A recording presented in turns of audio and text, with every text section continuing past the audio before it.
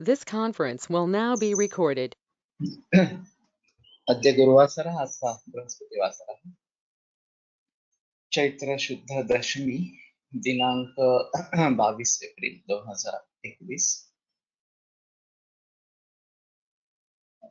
Case paper page number 2। शंखं चक्रं गलयितां दधतमृतघटं चारुदौर्भिश्चतुर्भिः सूक्ष्मस्वच्छातिरुद्यां शुकपरिविलसन् मौलिमं भोजनेत्रं कालाम्भोदोज्ज्वलाङ्गं कटितटविलसच्चारुपीताम्बराढ्यं वन्दे धन्वन्तरिं तं निखिलगगनप्रौढदावाग्निलीलम् प्रौढदावाग्निलीलम् ब्रह्मणो हि समारब्धाम् आत्रेयाद्येषु पूरिताम् अस्मदाचार्यपर्यन्तां वन्दे गुरुपरम्पराम् आयुर्वेदरतं वन्दे माधवाख्यं महागुरुम् आयुर्वेदामृतं सर्वं शिष्येभ्यो यः प्रदत्तवान् द्रष्टा ज्ञानी दुष्टकर्मा कृतकर्मा तथैव च अध्यापको विश्वश्रेष्ठो महान् संशोधकस्तथा गुणैरेतैः समुदितैः यत्कार्यं ततनोति सः समृद्ध्यर्थं हि कार्यस्य वयं नु प्रयतामहे सरस्वत्यै नमो यस्याः प्रसादात् पुण्यकर्मभिः बुद्धिदर्पणसङ्क्रान्तं जगदध्यक्षं वीक्षते आत्रेयं प्रथमं वन्दे आयुर्वेदजगद्गुरुम् आयुर्वेदामृतं सर्वं गृहीत्वा हि सुरेश्वरात् अग्निवेशादिकेभ्यो यः प्रयच्छत् सप्तमः प्रथमं तन्त्रकर्तारम् अग्निवेशं नमाम्यहम्।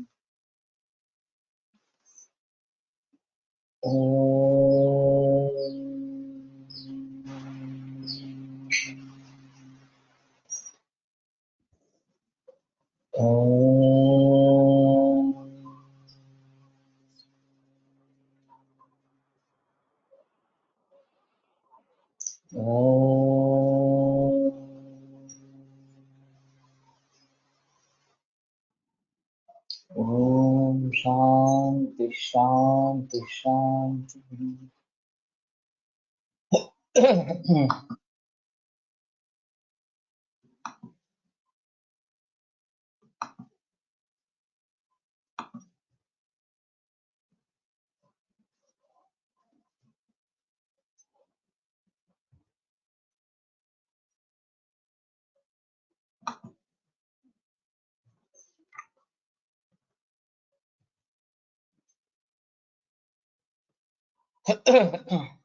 तो हम पानी के बारे में जिक्र कर रहे थे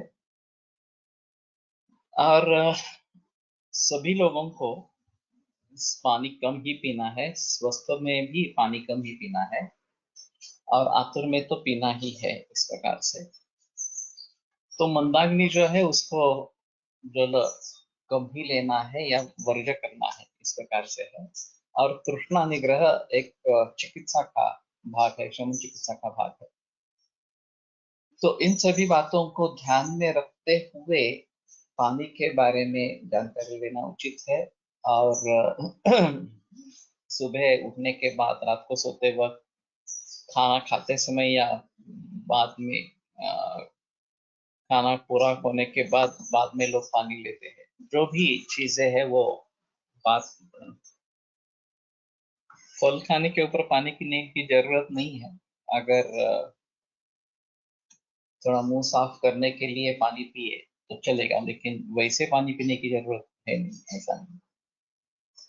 और फिर नॉर्मल वाटर लेते हैं या उबला हुआ लेते हैं या मटके का या फ्रीज का लेते हैं, ये भी काफी अहम इस प्रकार का है।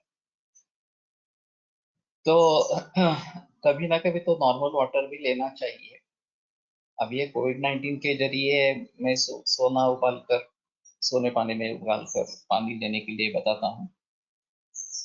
लेकिन जब स्थिति अच्छी हो जाएगी, माहौल अच्छा हो जाएगा तो शायद फिर से ये शुरू करेंगे। फिर भी बरसात में या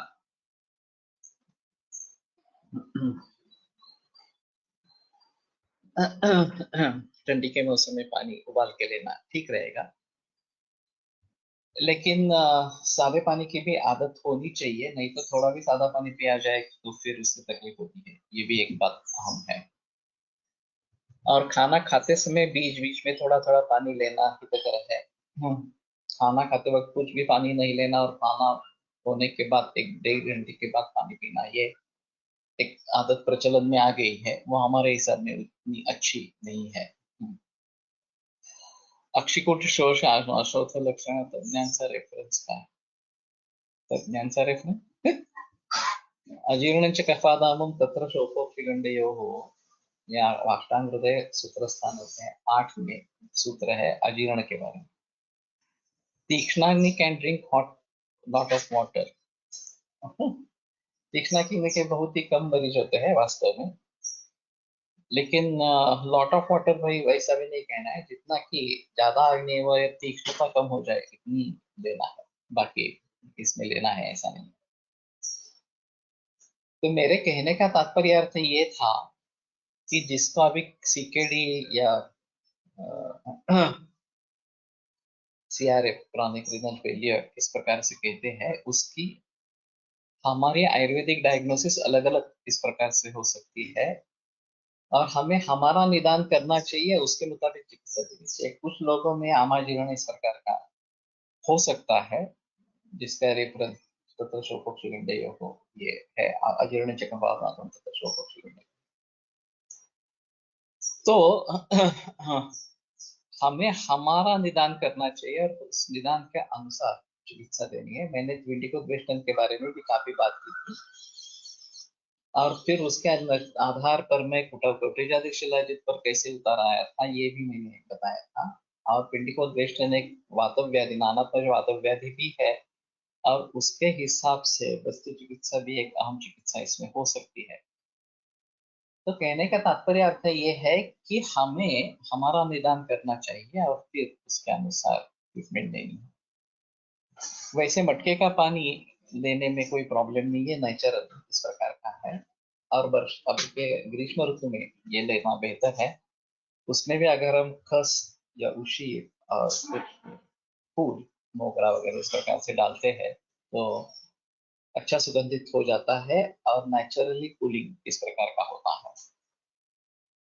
और प्यास लगती है और पानी पीते हैं तो एक अलग चीज है.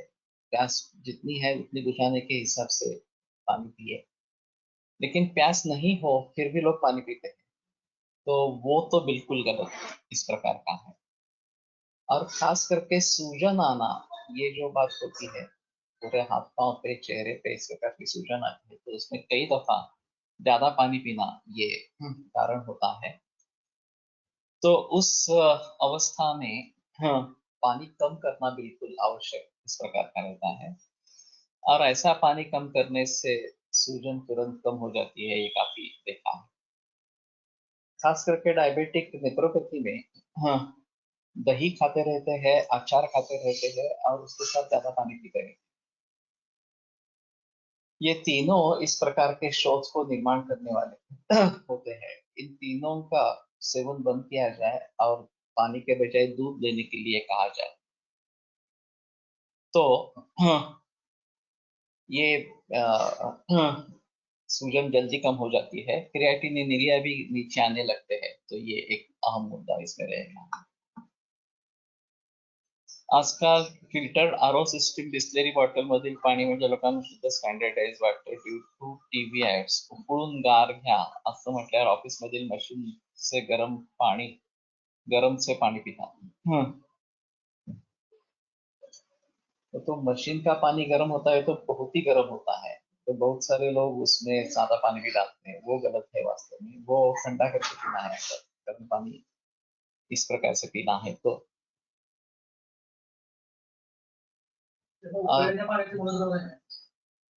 येऊ शकते म्हणजे ते उकळलेलं नसतं, पण त्या टेम्परेचरला गेलेलं असतं. टेम्परेचर वो उबला हुआ होता है, नहीं होता है, ये थोड़ा सा मुद्दा रहेगा, लेकिन काफी टेम्परेचर रहता है, पी नहीं सकते ये तो निश्चित है.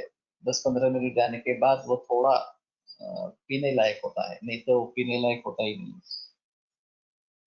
दूसरी बात अहम ऐसी है कि बहुत सारे लोगों को जब मैं सुझाव देता हूँ पानी उबाल के पियो,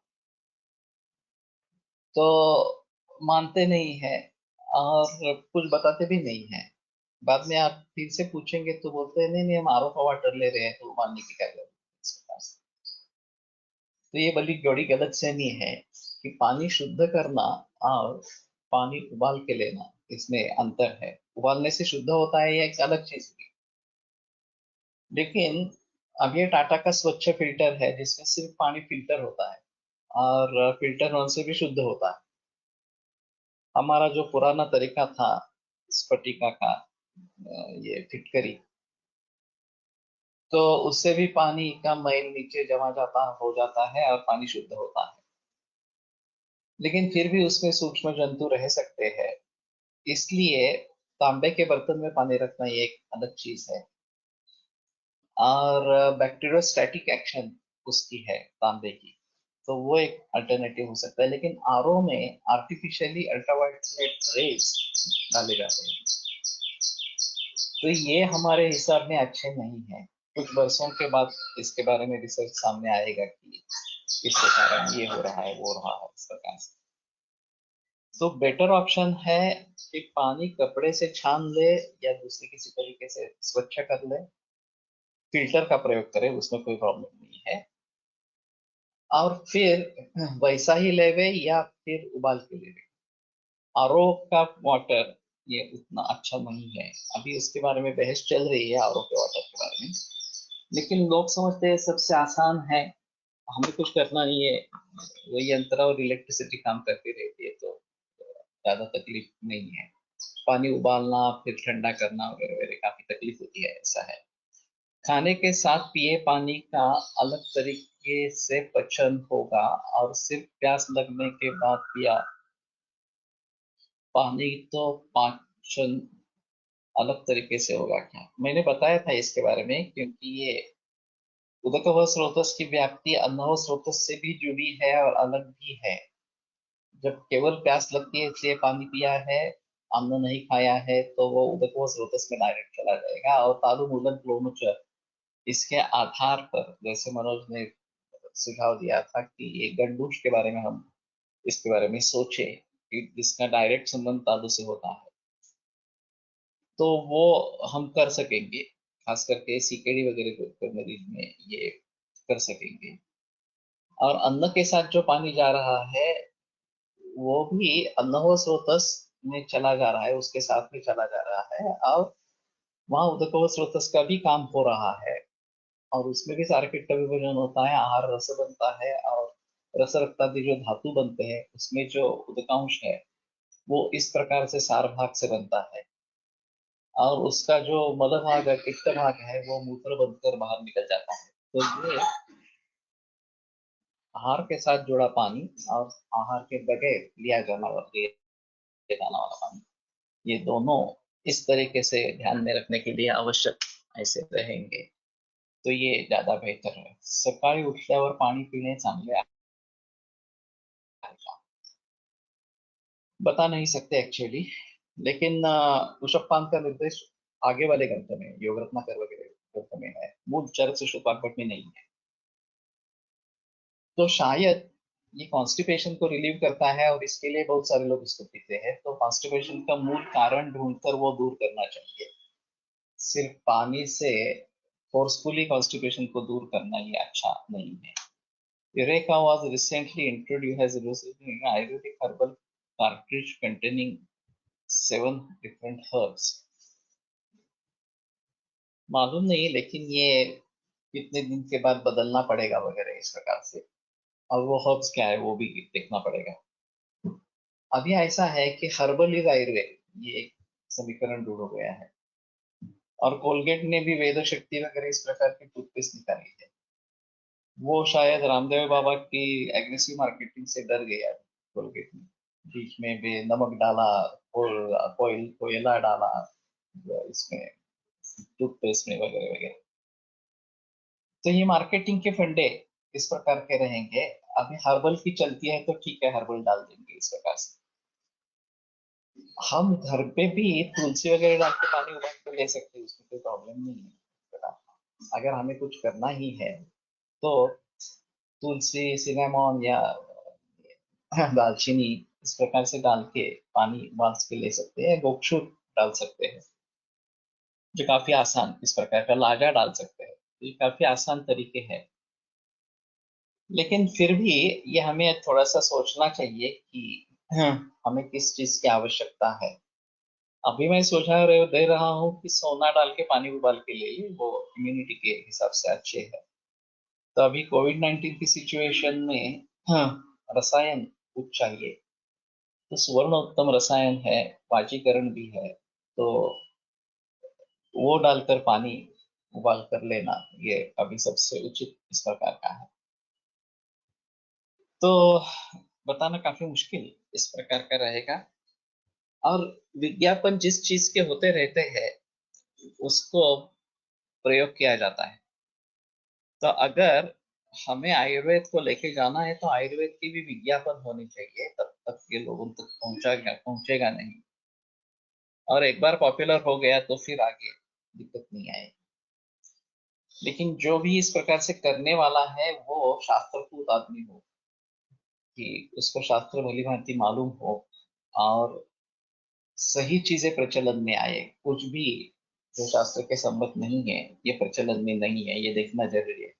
पिछले बहुत साल पहले एक आंख में आंख करके सीरीज थी टीवी में, और ऐसे ही कुछ घरेलू उपचार वगैरह बताते थे, तो उसमें वो काढ़ा बना रहे हैं, उसमें मध डाल रहे हैं, इस प्रकार का दिखा रहे हैं। तो ये अजीब है इस प्रकार से।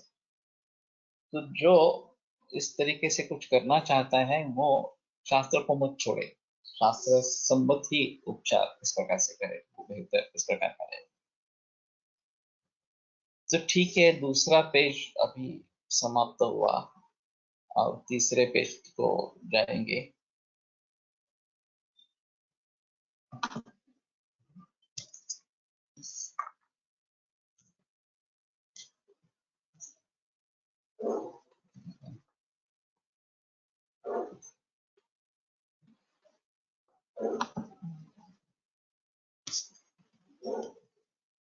दूसरा पेज अलग है।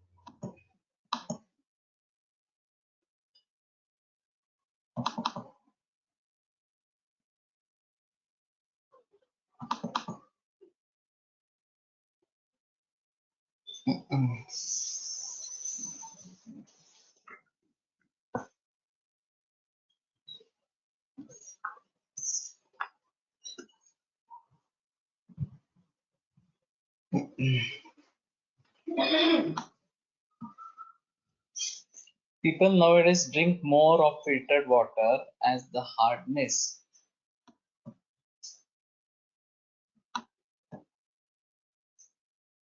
of the water is reduced by filtering. Also, it will reduce the mineral content in water, which is detrimental to brain and some vital organs. Can we recommend any Ayurvedic tea? थोड़ा मुश्किल है। मैंने अहमदाबाद में देखा है कि पानी बहुत ही क्षारीय है, और अगर आप वो क्षार अलग करने वाला फिल्टर नहीं लगाते हैं या आरओ सिस्टम जैसा है, तब तक आप पानी पी नहीं सकते।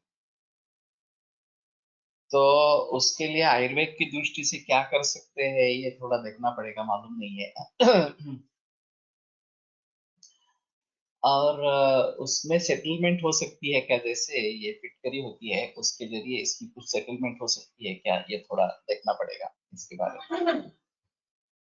तो जहाँ इस प्रकार का क्षारीय जल है वहां के बारे में परंपरा से कुछ है क्या, वो थोड़ा देखना पड़ेगा। और कई जगह ऐसा होता है कि विशिष्ट देश में पानी में नमक या ऐसा कुछ ज्यादा होता है, और फिर बालों की समस्याएं होती रहती है, आँख की समस्याएं होती रहती है, और वहाँ का पानी ही उसके लिए कारण है।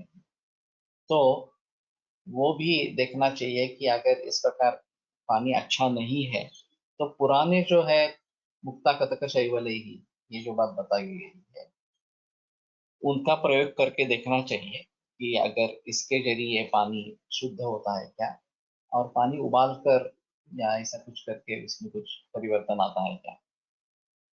अभी कुछ मिनरल्स उसमें से निकल जाते हैं, वो ऊपर से ऐड करते हैं, ऐसा भी है। फिल्ट्रेशन जब करते हैं, आरओ का रिकमेंडेशन होता है, तो कुछ भी अच्छे मिनरल्स भी उसमें से निकल जाते हैं, तो वो फिर से उसकी टेस्ट बदल जाती है और वो हानिकारक होता है, तो उसको फिर से ऐड करते हैं, ऐसा भी है। तो अभी ये बड़ी इंडस्ट्री बन गई है वाटर की, इस प्रकार की। तो उसमें भी झांक कर देखना चाहिए कि कैसी स्थिति है, क्या है इस प्रकार से, और क्या क्या टेक्निक्स इस्तेमाल किए जा रहे हैं, किस ढंग से ये बनता है। तो मेरा अभी सुझाव है कि फूड इंडस्ट्री के बारे में पूरी तरीके से सोचना है, ये फूड इंडस्ट्री का एक पार्ट हिस्सा है। तो जो जो तरीके अपनाए जा रहे हैं उन सभी के बारे में हमें मालूम मालूम होना चाहिए कि क्या क्या कर रहे हैं इसमें, फिर उसके बारे में आगे सोच सकेंगे कि क्या करना है और परिवर्तन लाना है तो किस प्रकार से लाना। आमच्याकडे नळाची पाणी उकळले की खूप पांढरी पावडर वेगळी होते, हाही एक फायदा। ओके, तो एक बार वाटर टेस्टिंग होता है, तो वाटर टेस्टिंग करवा लेना एक बार, ठीक रहेगा। तो उसके जरिए अगर कुछ पता चलता है, अभी आज ये शायद चौधरी नहीं है, दिनेश चौधरी, अहमदाबाद के रहने वाले,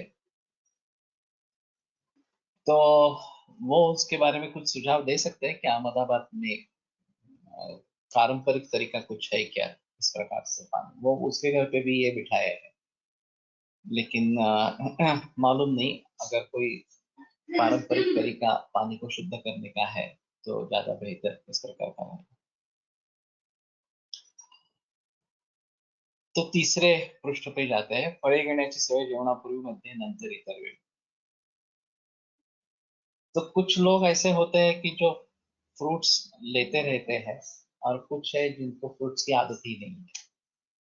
हमें भी आदत नहीं थी, अभी थोड़ी आदत डालनी पड़ी, इस प्रकार से है। कॉर्पोरेशन जंतुनाशक औषधे मिसळतात, ते पावडर रूपात वेगळे होते। ओके, लेकिन ये सभी जगह नहीं है, शायद वहां पे ज्यादा है।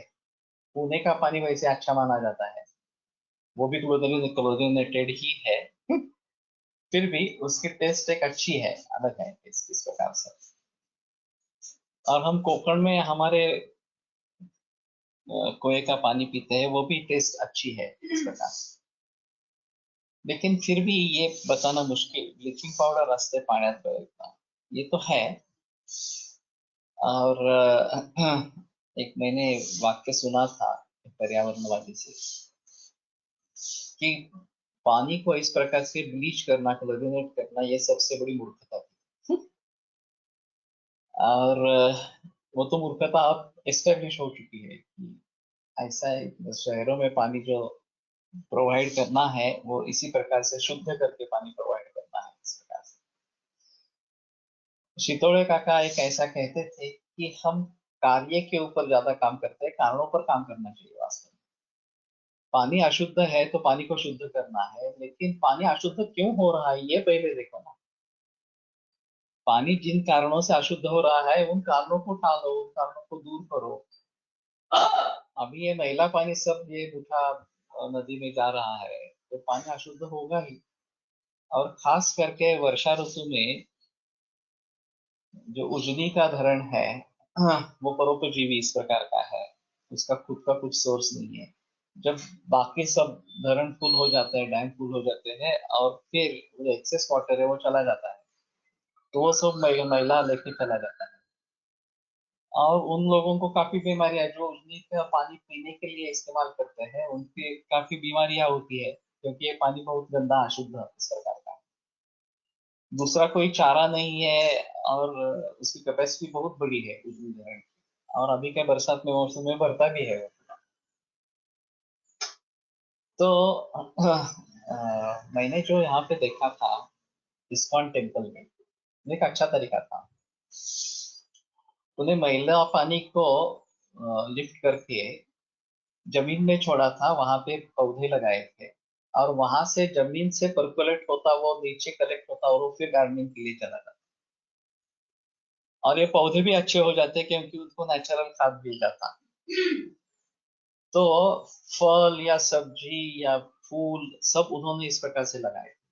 तो मेरा भी सुझाव है कि अभी जो सब नदी के किनारे है, उन किनारों में एक बेल्ट रखे, 25 फुट 30 फुट जितना पॉसिबल हो उस प्रकार से, और नदी को नीचे ज्यादा खोदे ताकि उसमें से मिट्टी निकले और वो थोड़ा सा उभर आए इस प्रकार से।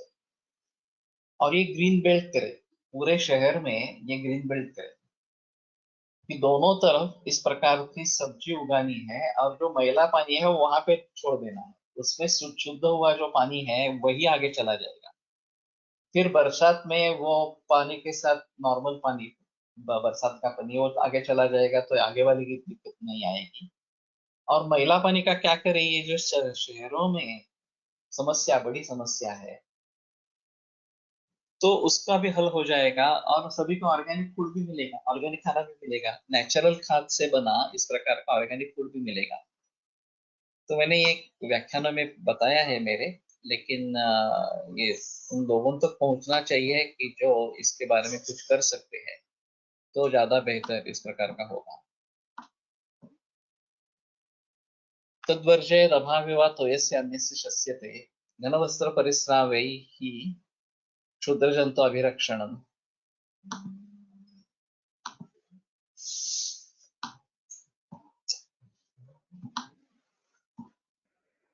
व्यापन्नस्य तपनम् अग्न्यर्कायसपिण्डकैः पर्णिमूलविसर्गन्ति मुक्ता कटकशैवली वत्सगोमेदगाताभ्यां कारयेत् तत्प्रसादनं पाटलाकरविरादिकुसुमे गन्धनाशनम्। ये मुझे कंठस्थ थे एक बार, हाँ, लेकिन अभी उतने कंठस्थ नहीं है। काय करायचं रे, एकदा हल्लं इथनं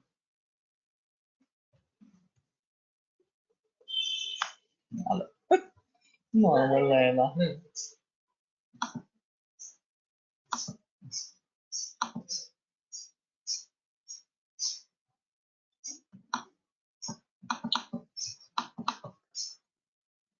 दुसरा काही मार्ग नाही आहे वैतागच यायला।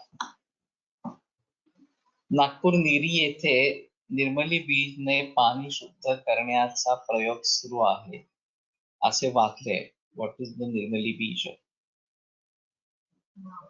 निवळीचं बी या नावाने मिळतं, और ये छोटा रहता है, काला काला रहता है, और पानी में डाल के रखते हैं वो। To use alum. एलम तो काफी प्रचलन में पहले से ही है, और मिट्टी है तो एलम से अच्छा काम होता है, वो नीचे बैठ कर। लेकिन बाकी जो औषधियां अभी आ रही है, और खास करके माइक्रो ऑर्गेनिजम्स आ रहे हैं, उसके बारे में कैसे सोचेंगे, ये एक बड़ा सवाल है। तो उबालने से माइक्रो ऑर्गेनिजम्स नष्ट होते हैं, उसमें कोई संदेह नहीं। अभी कई तरीके के फिल्टर्स आए हैं कि जो माइक्रो ऑर्गेनिजम्स को भी रोकते हैं, तो उस हिसाब से फिल्टर्स अच्छे हैं।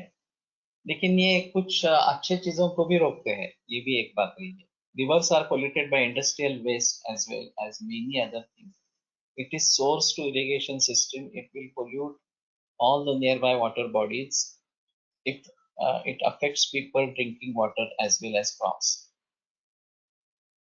तो अभी मैंने सुना कि औरंगाबाद के नजदीक इस प्रकार का प्रयोग हुआ है, और ट्रीटेड पानी ही नदी में जाना चाहिए।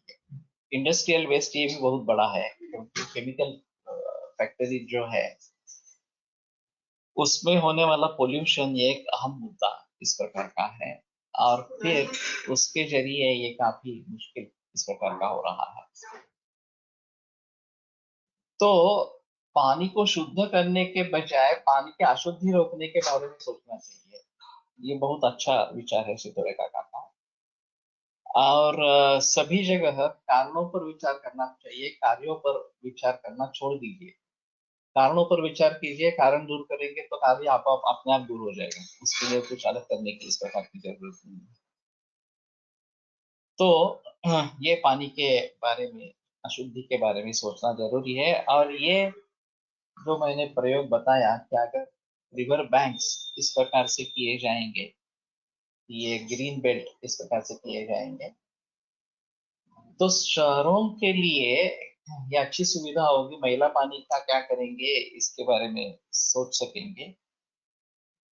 और ऑर्गेनिक उपज होगी वो भी पूरे शहर में बिक जाती है, उसमें कोई प्रॉब्लम नहीं है। फूल भी आ सकते हैं, फल भी आ सकते हैं, सब्जी भी आ सकती है, सभी आ सकता है इस प्रकार से। और उनके लिए तो वो खाना है, तो उनके लिए बहुत बेहतर इस प्रकार का रहेगा। तो अभी इंडस्ट्रियल जोन के बारे में अलग से सोचना है कि उसका जो पोल्यूशन का तरीका है वो अलग है, उसको किस प्रकार से रोके, ये एक अलग चीज होगी। लेकिन ये जो सीवेज है उसके बारे में तो इसके इस तरीके से जरूर सोच सकते हैं। और अभी ये पब्लिक हाइजीन वगैरह के बारे में जो बातें होती है उसमें ये चीजें आनी चाहिए। मैंने जो वो वाड़ा का प्रोजेक्ट देखा, यहाँ का सीवेज ट्रीटमेंट प्लांट देखा, तो मुझे बहुत अच्छा लगा। उन्होंने दूसरा भी एक तरीका वहां पे किया है, मिट्टी से बनी ईंट है बगैर भर्जन के, और उसी में पूरा कंस्ट्रक्शन किया है। और उनका कहना है कि जो अभी पारंपरिक तरीके से ईंट बनाई जाती है उसमें काफी पोल्यूशन हो जाता है, और ये उतनी ही स्ट्रांग है, उससे ज्यादा स्ट्रांग है, खर्चा कम है उसका। और इसी तरीके से उत्तराखंड में भी ये प्रयोग हुआ था, उन्होंने वहीं से एक्चुअली लिया। मुझे याद नहीं, नाम नहीं याद आ रहा, वो फॉरेन आदमी था, परदेशस्थ था। और उसने काफी उत्तराखंड में इस प्रकार से प्रचलन किया है। तो हमें इन सभी के बारे में सोचना है कि किस तरीके से हम प्रदूषण को बचा पाएंगे, प्रदूषण से बच पाएंगे। और मूल रूप से हवा, पानी, जमीन शुद्ध रहे, इस प्रकार से विचार करते रहेंगे तो वो सभी के लिए फायदेमंद इस प्रकार का हो। तो वैसे अभी विटामिन डिफिशियंसी एक बड़ी समस्या है। हाँ, और एक जमाने में विटामिन औषध के स्तर में काफी प्रचलन में थी। मैंने उसके बारे में जिक्र किया था, ये डिस्मेनोरिया, कष्टार्थ, एक काफी कॉमन बीमारी है, और बहुत सारी महिलाएं इसके शिकार इस प्रकार के हैं। और कुछ लोगों को बहुत ही ज्यादा तकलीफ होती है, कुछ औरतों को तो सिर्फ एनाल्जेसिक्स लेते रहते हैं, और एनाल्जेसिक के उसका उपाय है ही नहीं इस प्रकार से। तो मैंने एक आर्टिकल पढ़ा कि उसने अपने माँ के बारे में बताया था, वो एमबीबीएस डॉक्टर, और अभी 100 से ऊपर उसकी उम्र है, उसका शायद देहांत हो गया है पिछले कुछ महीनों में, नीला गोखले करके। तो वो जब एमबीबीएस कर रही थी पुणे में, तो उसको ये तकलीफ होती थी। और ये बात है 1937 वगैरह इस प्रकार की, या उसके भी पहले। तो उसको पढ़ाने वाले एक एलोपैथी के डॉक्टर थे, उन्होंने उनको कुछ पुड़िया दे दी और बताया कि ये चावल के साथ खाओ। तो वो खाने के बाद उसको तुरंत रिलीफ हो गई। और तो फिर उन्होंने पूछा कि ये क्या दिया था, तो उन्होंने कहा ये कोंडा है, राइस का, राइस हस्क है, उसका पाउडर है, और इसमें विटामिन B1 होता है, जो इस प्रकार के डिस्मेनोरिया में उपयुक्त होता है। ये एमबीबीएस होने के बाद उन्होंने गायनेकोलॉजी में प्रैक्टिस की, बहुत सारी औरतों की इस प्रकार से ये उन्होंने बताया, सुझाव दिया कि हैंड पाउंड राइस ले लो, तो उसमें ये B1 रहता है। जो हम मील में राइस पिसवाते हैं तो वो जल जाता है। फिर उस समय में एक ग्लैक्सो कंपनी B1 का मैन्युफैक्चरिंग करती, तो इन्होंने वो गोलियां देना आरंभ किया, उससे भी रिलीफ होता था। बाद में ग्लैक्सो ने इसका उत्पादन बंद कर दिया और इनका लेख छपने के बाद काफी लोगों से उनके लड़की को खत आए, कि फोन आए कि हम चाहते हैं ये कहाँ मिलता है B12, B1 कहाँ मिलता है। तो अभी कुछ कॉम्बिनेशंस ऐसे हैं बाजार में उपलब्ध B12 और उसके साथ B1 वगैरह वगैरह इस प्रकार से। तो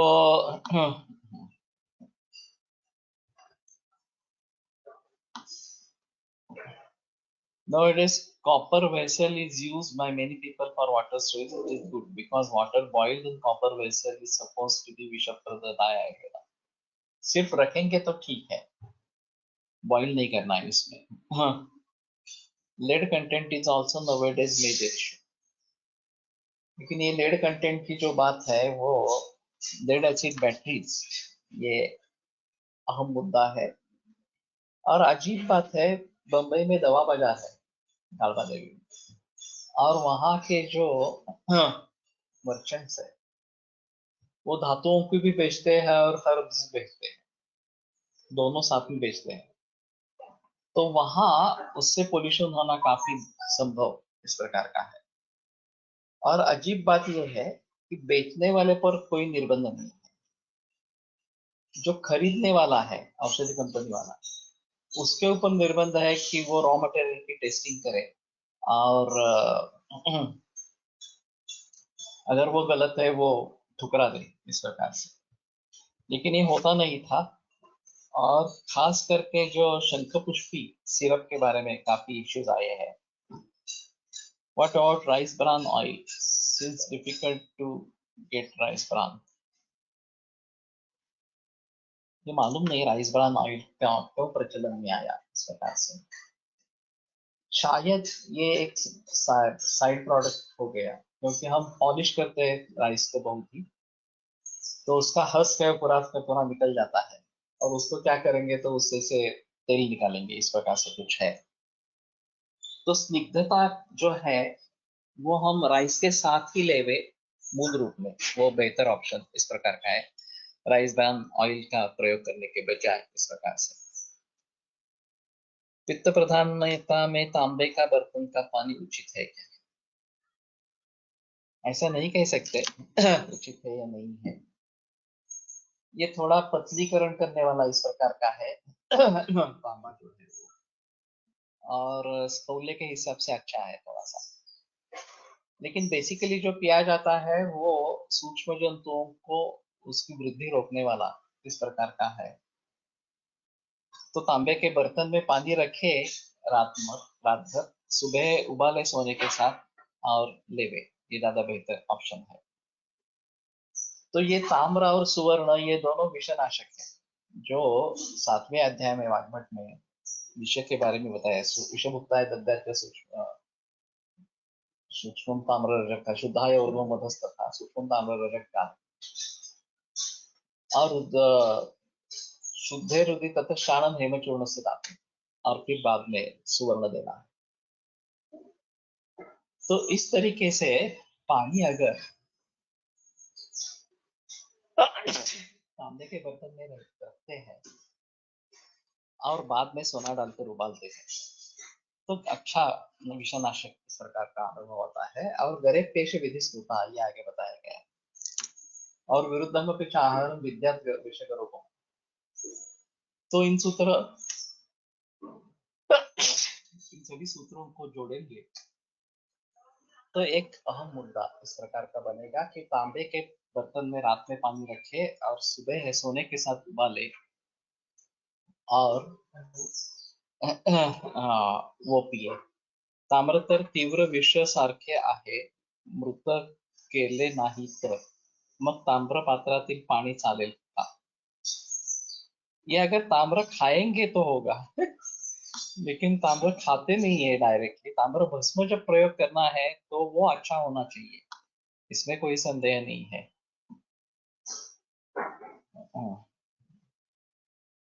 अभी मैं जर्मनी में गया था, उस समय एक केस का जिक्र चल रहा था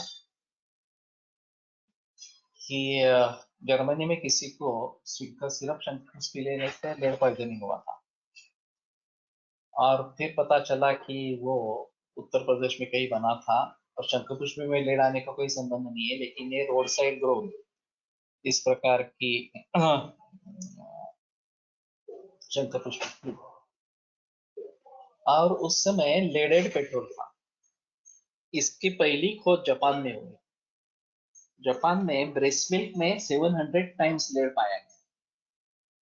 और ये इतना भीतर तक घुसा कि ब्रेस्ट मिल्क में आने लगा, 700 टाइम्स आने लगा।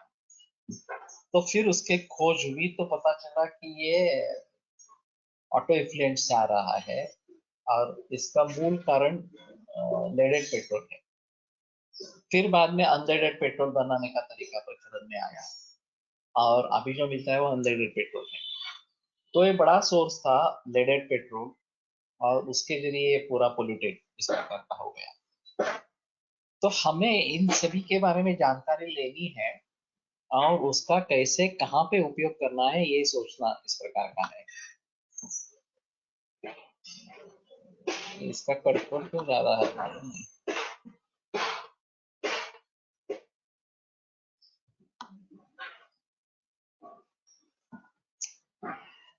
Out of the topic, sir, but I have been searching for this question's answer for now. जसं पूर्वी पुरुष वृत्त मूत्रवृत्तवात पुरुषावृतवात मूत्रावृतवात असतो तसा स्वेद अवृतवात नसतो का?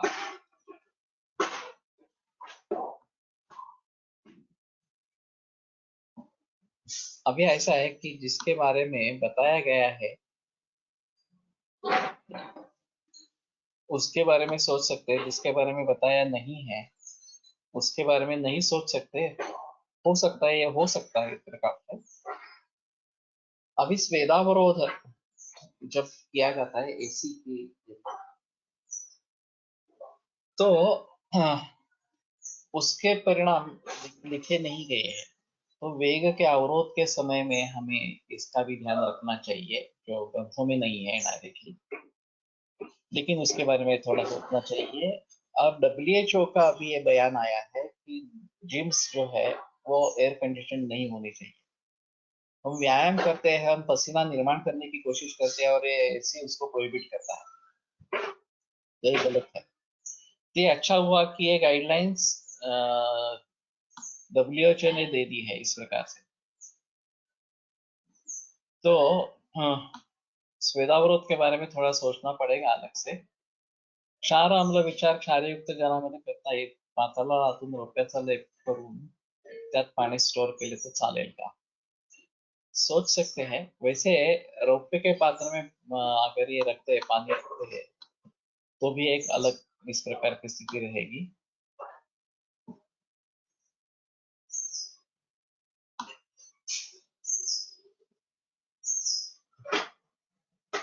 पावसाळ्यात तांब्याच्या मेंढ्यात, हिवाळ्यात चांदीच्या मेंढ्यात आणि उन्हाळ्यात मातीच्या मेंढ्यात ठेवावे असे वाचले आहे, योग्य आहे।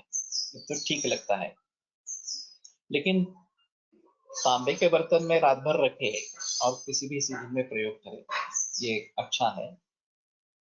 चांदी के गिलास कई लोगों के घर पे होते हैं, वो लेकिन घर पे नहीं रखते, वो बैंक वॉल्ट में रखे जाते हैं। तो उसका कोई मतलब नहीं है। इस प्रकार से वो चांदी जो है वो इस प्रकार के सेफ डिपॉजिट लॉकर्स में रख देंगे और उसका प्रयोग नहीं करेंगे, तो कोई इसका मतलब नहीं है। तो बेटर ऑप्शन है कि अगर आपके पास चांदी के बर्तन है इस प्रकार, तो उसका प्रयोग करें। ये चोरी होते हैं वगैरह वगैरह, इस प्रकार से हिसाब से वो घर में नहीं रखते हैं, लेकिन बेटर ऑप्शन वो करे। और ग्रीष्म ऋतु में मृत्तिका का पात्र अच्छा ही है, उसमें कोई संदेह इस प्रकार का नहीं। तो ठीक है, फिर हम तीसरे पेज का भी है, जल पे ही हम ज्यादा जिक्र कर रहे हैं। तो फल के बारे में मैं बता रहा था और विटामिन के जरिए बात कर रहा था कि जो विटामिन है वो फलों में नैसर्गिक रूप से है और वैसे ही वो कच्चे खाए जाते हैं, तो वो मिलने की संभावना रहती है। लेकिन अभी पेस्टिसाइड्स का सबसे ज्यादा प्रयोग फलों पर हो रहा है और अभी के जो फल है, खास करके अभी मैंगो है, आम्र है, वो तो हेवी पेस्टिसाइड्स युक्त इस प्रकार से। तो अभी जो कोपन से आता है वो खाने लायक है ही नहीं। केवल कुछ ही लोग विदाउट पेस्टिसाइड्स बना रहे हैं, उन्हीं से आम लेना ठीक है। और ये सभी चीज सभी फलों के बारे में है, हेवी पेस्टिसाइड्स का प्रयोग है। तो अगर फल का प्रयोग करना है तो बेटर ऑप्शन है कि हम ताजे फल लेकिन ऑर्गेनिक ही खाएं। और जो मैंने विटामिन B1 की बात कही, तो उसके हिसाब से अभी हैंड पाउंड राइस मिलने लगा है हाथ से भी ज्यादा। तो वो प्रयोग करेंगे तो ज्यादा अच्छा रहेगा, लेकिन ये पचन होने में काफी समय लेता है, पानी में भिगो के रखना है और फिर पचन करना है। तो ये अच्छा तरीके से, स्वाद अच्छा रहता है लेकिन भारी होता है पचन इस प्रकार से। तो उसका अगर प्रयोग करेंगे तो ज्यादा बेहतर इस प्रकार का रहेगा। और ये हमारे हिसाब में उदावरता योनि व्यापक इस प्रकार की है और वायु की वजह से है। बस्ती लेकर बहुत लोगों में फायदा होता है, फिर भी एंडोमेट्रियोसिस जैसी बीमारियों में ये काफी मुश्किल है, इतना बहुत ज्यादा पेन रहता है कि ये एनर्जेसिक से भी कंट्रोल नहीं होता।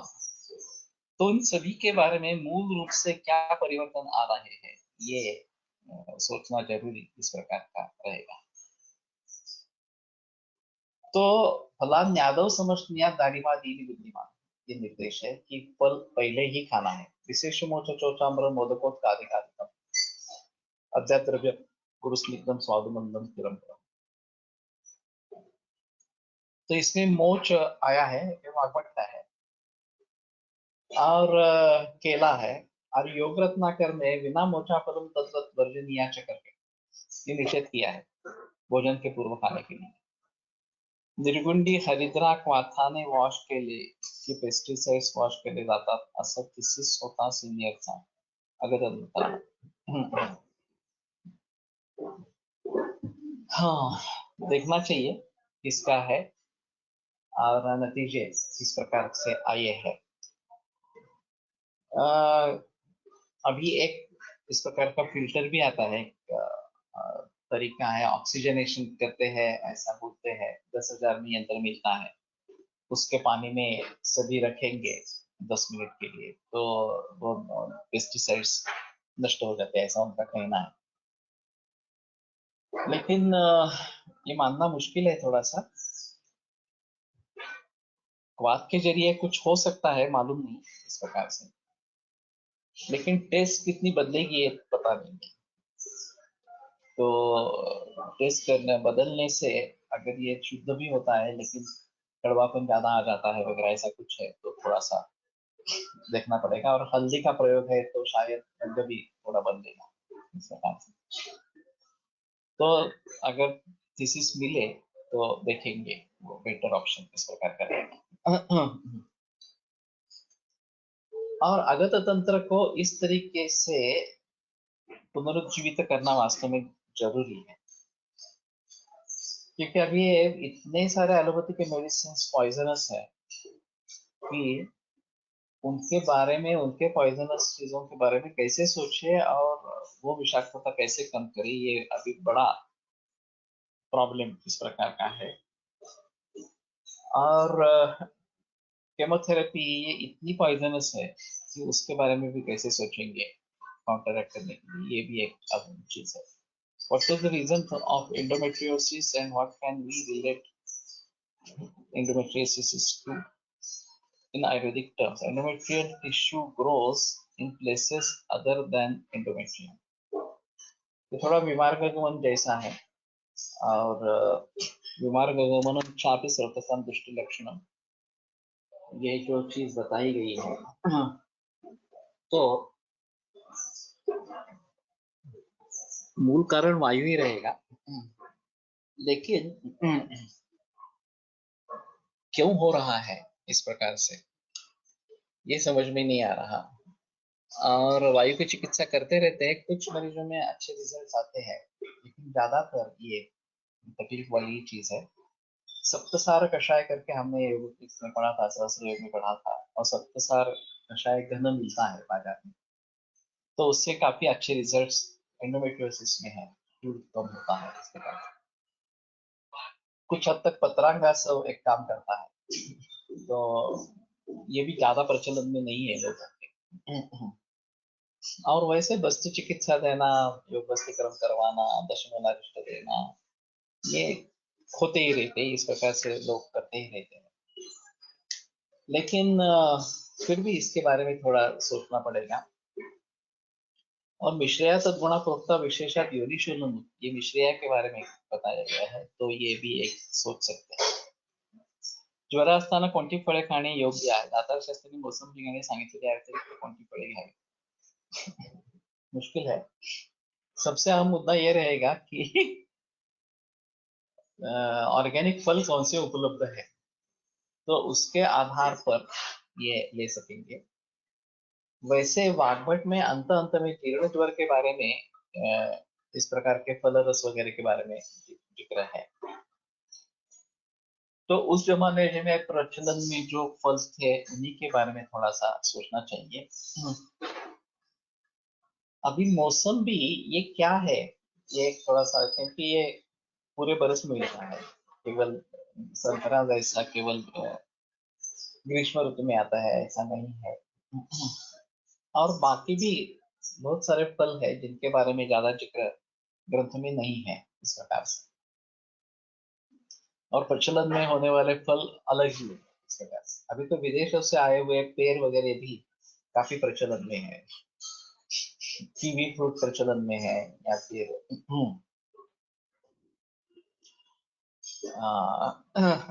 अनानास वगैरह इस प्रकार के भी प्रचलन में है। सर, चरक हे मानव काय चिकित्सेसाठी सांगितले आहे, परंतु सिद्धिस्थानामध्ये शेवटी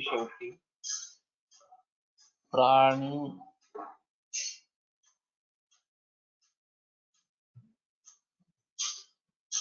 प्राण्योन्माद प्राण्यांमध्येही बस्ती प्रयोग सांगितला आहे, या मागे काही विशेष कारण असू शकते। वास्तव में हस्ती आयुर्वेद की संहिता उपलब्ध है, आनंदाश्रम का पब्लिकेशन है, और हमारे एक बुजुर्ग वैद्य महेश्वर, उन्होंने काफी इसके बारे में, हस्ती आयुर्वेद के बारे में काम किया था। वैसे अश्वायुर्वेद भी है, गो आयुर्वेद भी है, लेकिन ये अभी उपलब्ध नहीं है इस प्रकार से। तो बेसिक थीम वही है, वातपित्त कफ रस रक्त आदि धातु वगैरह वही है। तो ये दोनों विषज्ञ हैं, तो ठीक है, तो शायद इसी रेफरेंस से वो लिया होगा। और दोनों आसानी से उपलब्ध है, दोनों नॉन कॉन्ट्रोवर्शियल है तो दोनों को साथ में ले सकते हैं थोड़ा सा।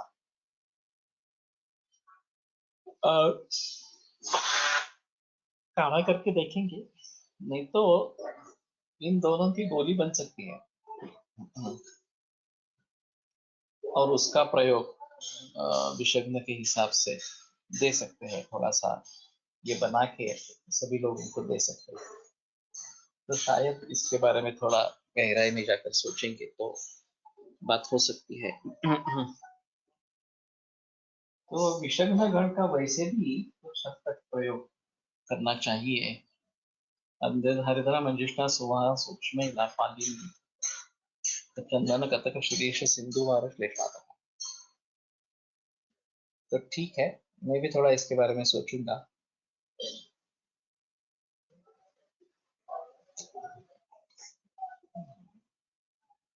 और कुछ योग बनाकर जो लोग केमोथेरेपी ले रहे हैं उनको देने के बारे में सुझाव करूंगा। तो मूल ग्रंथ पढ़ते रहना और उनका प्रयोग करते रहना।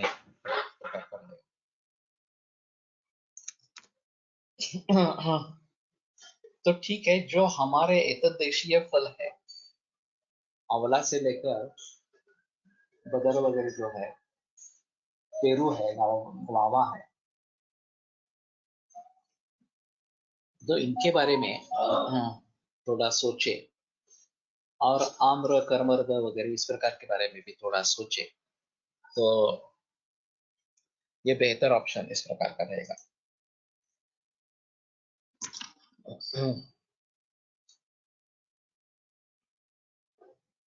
सध्या कोरोना काळात विलायची चघळण्यास सांगणे सोपे व उपयुक्त ठरेल, एला विषग्न या दृष्टीने हो सकता है। और सिंपल है, आसानी से उपलब्ध है और सुगंधी भी है। तो उस हिसाब से एला चूसने के लिए कहेंगे तो ज्यादा बेहतर रहेगा। और चाहे ये शायद ये पोस्ट नेजल ये जो कोविड का स्थान है वहां भी काम कर सकेगी ऐसा लगता है। मैंने धूपन के बारे में कहा था, तो धूपन अगर मुंह और नाक से लेते हैं तो एक अच्छा इस प्रकार का रहेगा। और उसमें शायद एला का जो कवरिंग है वो डालेंगे तो जो बीज है वो चूसने में कोई प्रॉब्लम नहीं है। और उसका जो कवरिंग है वो अगर दूध में डालते हैं तो ये विषग्न काम कर सकता है, थोड़ा सा देखना। तो अभी के हिसाब से क्या कर सकते हैं इसके बारे में, एलादी गुटिका पण चालेल, शतक्षी ये भी अभी बता रहे हैं अभी एलादी गुटिका खास करके। हाँ, वाग्भट में तावृषाः ये इस प्रकार से बताया गया है और वाग्भट में काशी चिकित्सा में आई है, वैसे बाकी में शतक्षीण में आई है वो। हाँ, और अभी पोस्ट ये जो कॉम्प्लिकेशंस हो रहे हैं खास करके लंग फाइब्रोसिस हाँ, तो सुरक्षित क्षतक क्षीण की चिकित्सा फायदेमंद होगी। तो ये हाइब्रिड नहीं लेना है वास्तव में, ये तो हमारे हिसाब में अहम रहेगा कि हम देसी बीज का ही प्रयोग करेंगे। फल क्षारीय होने से भोजन के साथ मना करते हैं कई वैद्य। भोजन के साथ में नहीं लेना है, भोजन के पहिले लेना है, जो वाग्भट का निर्देश है। पेरू हायब्रिड आता चवही चांगली नाही, खोबऱ्यासारखे लागतात, त्याचा उपयोग आहे का? तो नहीं है, लेकिन हाँ, एक बात ध्यान में रखनी है कि देसी बीज, देसी फल किस प्रकार से उसको उत्तेजना मिले इसके बारे में सोचना है। अभी फिर से एक बार वो स्वदेशी और पर्यावरण संवर्धक इस प्रकार से फिर से बोलने की आवश्यकता इस प्रकार की है। और वो शायद सभी के लिए, भारतीयों के लिए फायदेमंद इस प्रकार का। ठीक है, कल आगे चलेंगे। आयुर्वेद प्रकांडो निगदित इति शल्यतंत्र प्रधानः शिष्येभ्यः शाश्वतोऽयं निखिलजनकृता व्याप्तचित्तेन येन आयुर्वेदस्य वाञ्छन् पुनरपि भुवने तां च सुष्ठुप्रतिष्ठां श्रेष्ठं धन्वन्तरिं तं प्रणमति च सदा वैद्यवर्गो हि नूनम्, वैद्यवर्गो हि नूनम्। Om.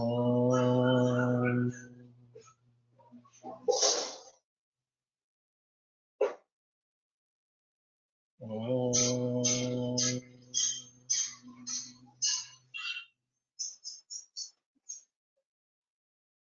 Om.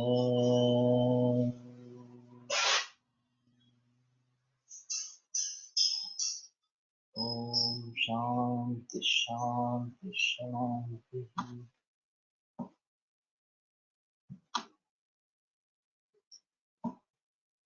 So is it okay to take fruits in fever because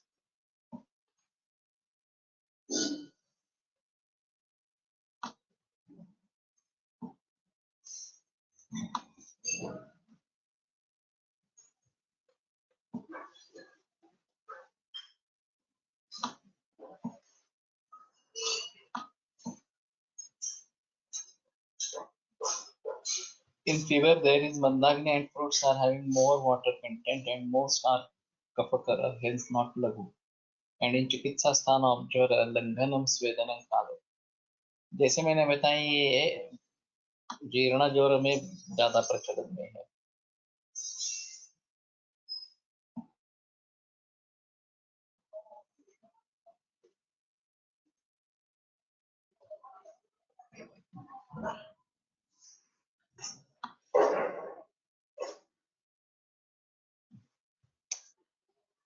मेरे ख्याल में अभी मैं रुकता हूँ यहाँ पे.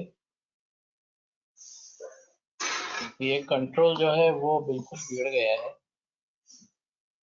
व्याघ्री परुष तरकारी द्राक्षा मनपदानी ज्वर चिकित्सा तो ये बाद में ही है. तो ठीक है यहाँ पे रुकते हैं.